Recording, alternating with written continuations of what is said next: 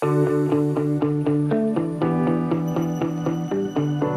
and welcome to Better Business Podcast. My name is Alexei, and today I want to talk about sales as a sales process.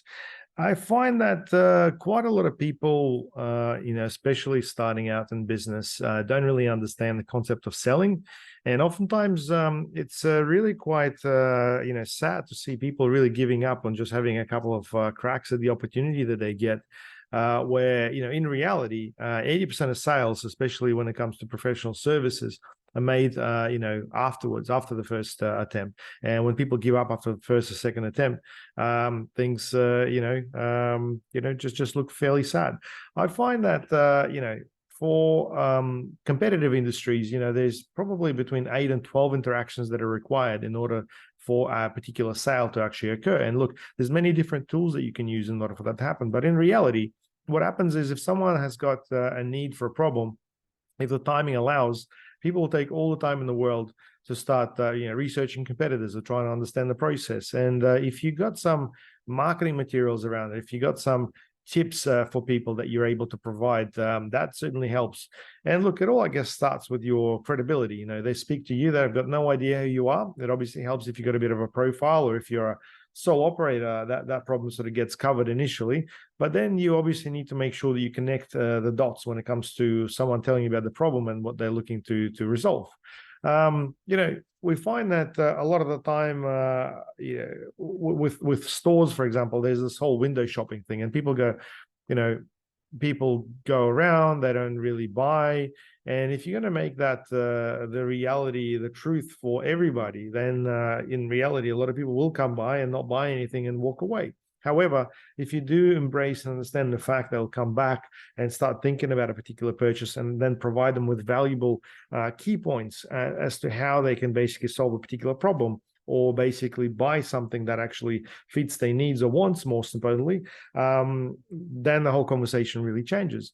Now, what are the points of interaction within the sales process? Typically, there's an introduction of some sort, or a person basically contacting somebody. Now, people are not very keen to make any rapid decisions, especially when it comes to any high-end products on that first occasion. And you can think about dating. That sort of outlines the process very similar, where people are not ready to make any big decisions on that first occasion. So from there, you basically need to educate the customer exactly about what it is that you do, and then be able to provide them with some useful information so they can go away and basically, assess all the facts in order to make a decision. Typically, this is where a proposal works really well. Now, I've mentioned in the past that we use a system called PandaDocs. I'll put a link in this description of this podcast. That's the tool that we use, and I think it's just been a game changer, purely because you're able to provide the clients or the potential clients at that point with so much more information than just a little one-pager with a price on it. I mean, people are interested to know more about who you are, your credibility, the organizations that you support and that you're accredited with. They want to know more about your experience in your team if you've got that. They want to know more about case studies and the things that would have been in the past. And if you've got any guarantees and stuff, that would really allow people to, make up their decision, whether you've got a 7-day money-back guarantee or no contracts or anything like that, which is personally what I like. That works out really, really well. So I think, if you understand that as a process, someone gets a proposal and then they're able to have a look at it in their own time. Now, experience shows that sometimes people, when they get things for themselves personally, would look at proposals after hours, which means that oftentimes they would really like to be able to ask a question after hours as well. Now, the beauty with PandaDocs, for example, is that you get a report saying, hey, someone's looked at a proposal at a particular time. And then from there, you're actually able to have a look at the analytics of the proposal and see exactly which pages the person has looked at. So having some information, or having some idea as to what the person has looked at, really gets you the insights to understand what needs to be improved or what may be of a problem. And obviously, you get to find out if they haven't opened up a proposal as well. Now, the easiest way I've seen people follow up proposals typically, hey, just checking to see if you received the proposal and if everything makes sense. I think that's a good way to start the conversation, because oftentimes we make assumptions in our line of work about things that, everyone may understand or may not understand. But guess what? You're not your client. I think that's probably one of the biggest lessons I've learned, is that a lot of customers consider themselves as their own clients. They think that everybody thinks like them. Well, that's not really true. That doesn't work like that. And this is where you've got to be a little bit more open-minded to understand that people think differently. Now, then from there, it's really a matter of being able to do a follow-up to understand exactly what the hurdle is. If a person is stuck around the price or the process, or can't quite understand how your solution helps them bridge the gap between where they want to be and where they are now, then you basically need to find a different way to explain the whole thing. And look, it always fascinates me where, if you don't get the sale, but somebody else does, and you ask the customer, why did you decide to go with them? They often give you reasons that you've never thought about, because, people make decisions based on very different things. And like I said just earlier, wants versus needs. People buy things not because they need things. They buy things because they want things. For that particular reason, we've all got new TVs and phones and so on. Otherwise, we wouldn't have bought them. It's interesting that the want is really the one area that really gets the decision done. And look, there's obviously a lot of various techniques and training around sales, like the NLP, for example. I'm personally not familiar with NLP techniques, but I do know how they work, and people how they sort of train them in order to be able to manipulate a sale. And look, I think if you're doing the right thing, great. If not, if it doesn't sit well with you, don't do it. I think it's really just got to come from the heart. You got to understand that you're solving a problem. And in my opinion, a good salesperson is not somebody who helped you buy a fridge, let's say at JB Hi-Fi or something. But if you went to buy a fridge, you came out with, a fridge, a microwave, and something else, because that person actually needed that, and you were able to open that in the conversation. So it's really about having a conversation, asking questions. Now, I'm a big fan of Zig Ziglar. I think he's got some really good insights on the whole sales process, and basically talks about various things. The one thing I'd like to highlight from his audio is the cost versus price exercise. Now, a lot of the time, people look at the price, and the price is this once-off figure that you typically pay, but you don't consider what it's going to cost you ongoing to basically make that commitment.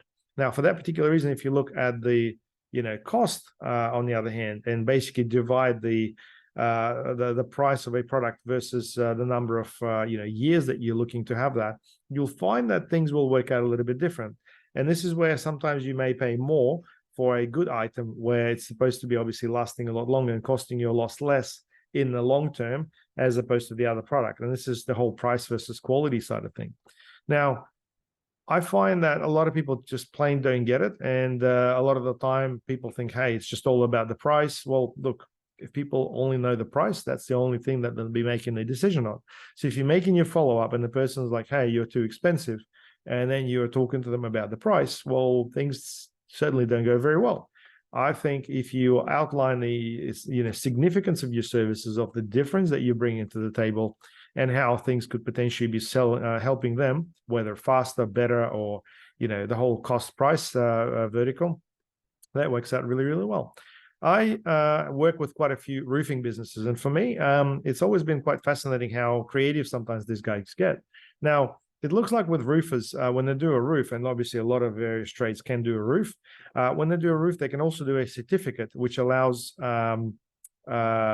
people to basically get that to the insurance company in order to make sure that the insurance is valid. And there's a bit of a scare factor where if some shonky roofers do a job, they don't provide that certificate, and in reality, if the job's not certified, if the job doesn't meet the standards, the insurance company may potentially void the insurance. Now, whether it's a sales technique or whether there's some truth to it, I haven't really gone to check specifically, but to me, it seems that anything constructional needs to be obviously done according to standards, and it needs to be certified. So if that's the case, and that's something you do already, and it's something that costs you money, I think it's a great add-on, which is where your product could be a lot more expensive as opposed to your competitors. And the customer, when deciding, really needs to know about these things. Hopefully you get the idea.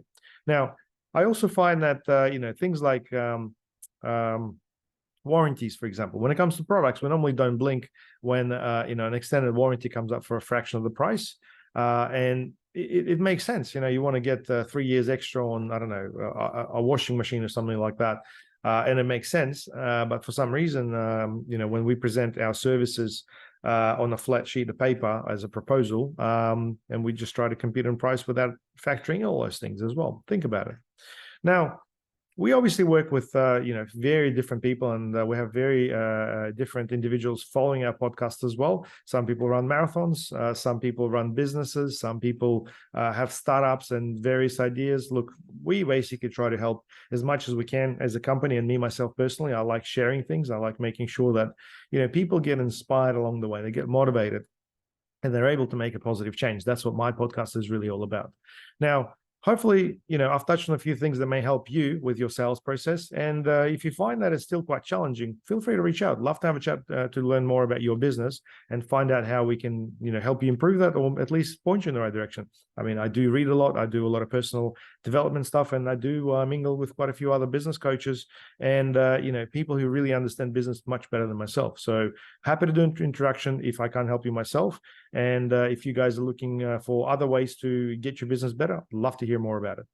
Anyway, this is Better Business Podcast. Make sure that you share this episode with your friends, and don't forget to hit that subscribe and like buttons, because that really helps all the algorithms that are, supporting our podcast to feature us. And I'd like to get more people to know more about us. Have a great day, and I hope to chat to you soon.